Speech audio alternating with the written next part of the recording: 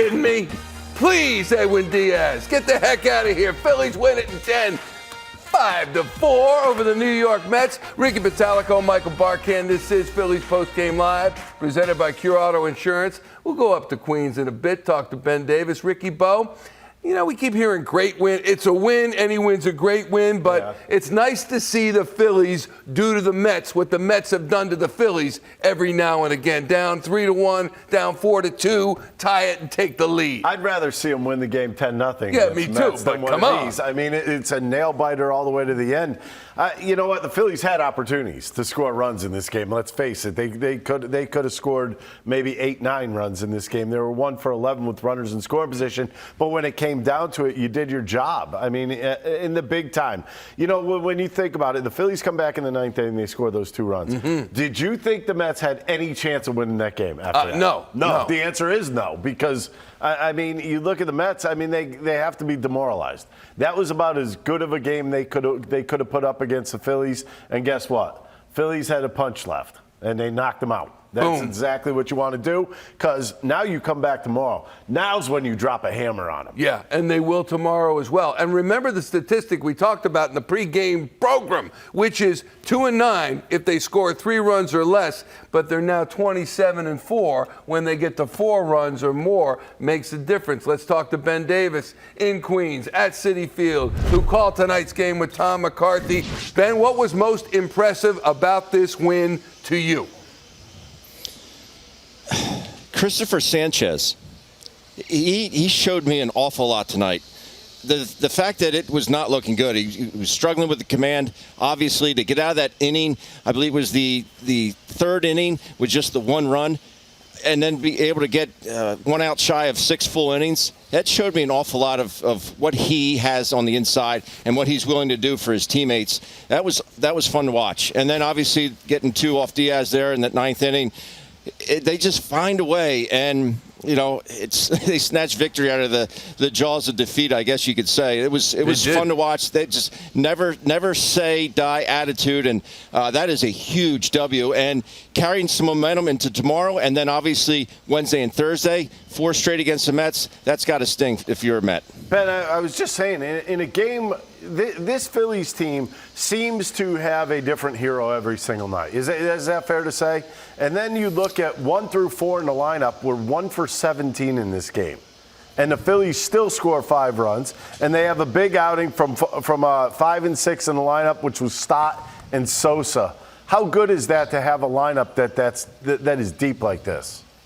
It means a whole lot, and it makes managing a little bit easier for Rob Thomson. The fact that, you know, he has that versatility there. We talked about it yesterday. You have that versatility. You can put guys in different situations. And then Clemens coming on in that 9th inning, getting a base hit, pinch hit. It's just, you're right, it's different guys. You have Sosa playing just really good baseball right now. He's doing it offensively, defensively, running the bases. He's all over the place. He's taking advantage of his opportunities. And Bryson Stott is doing Bryson Stott things. And talk about a complete ball player. He can beat you in a lot of different aspects in the game of baseball. And but you're right. This is just one of those things where it's, you know, Harper had a single his first at bat and then ended up going 1 for 5 with 3 strikeouts. So there's other guys in the lineup. Castellanos, he had a tough night as well. But these other guys, they are getting the job done. They are taking advantage of the opportunity. Ben, give us a little more on Bryson Stott, because here is a guy that is moving up the lineup, and I know that there are injuries, and perhaps that is a reason for it, but he's batting 5th tonight, and talk about filling up a score sheet, 2 for 4, 2 runs scored, 2 RBI. He's got the home run that keeps him in the game. What has he rediscovered about his stroke, if you will, that's allowing him now to get on base, get hits, etc.? I asked Topper about him today. He said he's just being a little bit more aggressive. He's not feeling for the ball offensively. One guy that's really starting to impress me is Ryan Kerkering.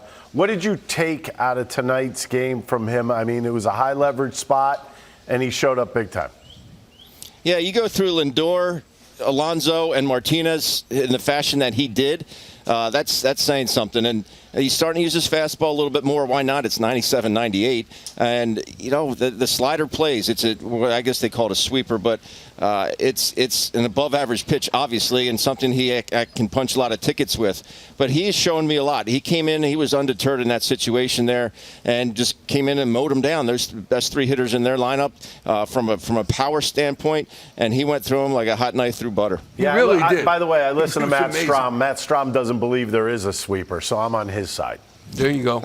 Lindor lines to second, 1 out. Alonso, 6-3, 2 out. And Martinez, who was 3 for 3 at that point, struck out by Orion Kerkering. All right, Benny, looking forward to tomorrow. We can't play tomorrow's game right now, can we? We have to wait. We cannot. We cannot. You got to wait till tomorrow. Okay, Good things come to those who wait, Michael. Maybe we'll have like a 3-hour rain delay tomorrow. Stop it.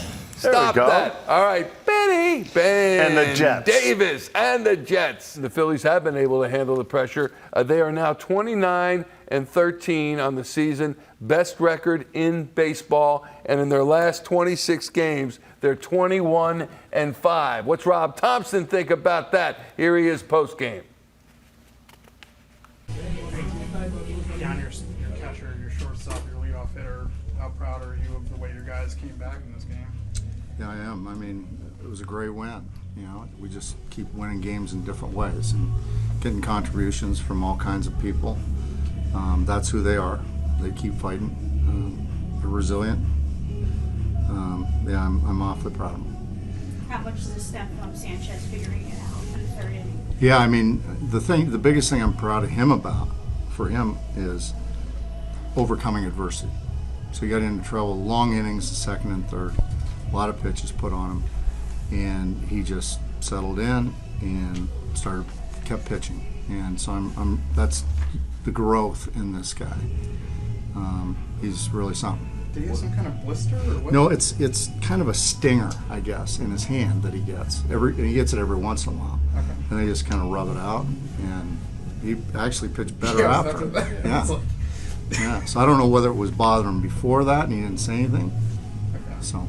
How impressive has Stott been in the last few weeks? Yeah, he's really swinging the bat. He's swinging the bat like he can, and get off to a little bit of a slow start, but he's turning it on now. What turned it around for him? I really don't know. I think he's being a little bit more aggressive in the zone, and he's starting to get the head out and starting to pull some balls, and because he was got to the point where he's kind of serving balls to left field. Now he's starting to drive balls, and that's good to see. You talked about the ninth inning, but how impressive was it to get to Diaz the way you did? Yeah, I mean, that's one of the best closers in the game, and Stott, he torched that ball. And then, we finally got a pinch hit, which was nice to see. And we put some pressure on him. So it was really good. Kerkering went through like a difficult part of their order there. Yeah. They were pretty easy. What have you seen from him, and just your thoughts on his performance early on? Yeah, back to back. His stuff has been really good, and he's throwing strikes. That's what you got to do. And I mean, they all did really tonight, except for Sir, and we're still working on that one. But Sanchi first pitch strikes, even through the second and third inning, he was still. He lost the plate a little bit, but he was still throwing strikes for the most part. And Schwarber coming into pinch hit there, I mean, does that He's indicate fine. that he's doing better? Yeah, he'll be in the lineup tomorrow. To example, you said the pinch hit. Like Sosa filling in really well, has a nice day Yeah. tonight. Why don't you hesitate to pinch hit with Cody there? And then also, what does it say to your roster that? I mean, because that hit was just as big as the home run. Yeah, Cody's hit. yeah, and we have so much flexibility right now. Our roster's really built well by our front office because we've got guys that can play just about anywhere on the diamond. We've got left-handed hitters, we've got right-handed hitters. We can mix and match. We can do a lot of different things. So it makes it really, really comfortable for me to do some things. I was going to ask you, I mean, is the depth of this roster kind of what separates it from some of the other teams that you've been with here? I mean, had some top-heavy rosters here. This roster seems like it's deep Yeah, as it. it's deep, and it's right and left, and it's really solid, really balanced. Who would have pitched in the 11th if it kept going? Well, we talked to a couple of guys to see if they were available. Sanchez more muscular than a blister thing? The stinger you're talking about? Yeah, it's more like a nerve. It's like a stinger. It's like a nerve, that gets, I don't know, I'm not a doctor, it gets pinched or something, and they just kind of work through it, and he's fine. How's Bone's hand after the hit by He's the fine. pitch? Yep, Did he'll he be get in there X-rays or tomorrow. anything? Bone? Is he going to get X-rays? I don't think so. You get a sense that a win like this means a little bit more to them just because of the amount of guys that were out and the adversity and coming back against a really good closer. I think a win's a win for the most part, but yeah, I mean, with the guys that aren't playing a lot, contributing, I think that means a lot to them. He may have just taken that extra step. He finally had some turbulence, and he righted the ship. Yeah, 5 2/3. That was the third inning, and he goes 2 2/3 innings further than that, gives up 7 hits, 3 earned runs, 5 strikeouts, and his ERA goes up slightly. It was 3.22 coming in, 3.43 in 8 starts. It was very odd because if you watch the game before that, he wasn't hitting his spots very well. And then all of a sudden, it was almost like he got mad and said, all right, I'm going to start hitting my spots now. And then it was the sinker changeup combination that got him through. And like I said, everything starts with that sinker. If he's not throwing that sinker where he wants it, it throws his whole game off. He started throwing that sinker where he wanted. He got ahead in counts.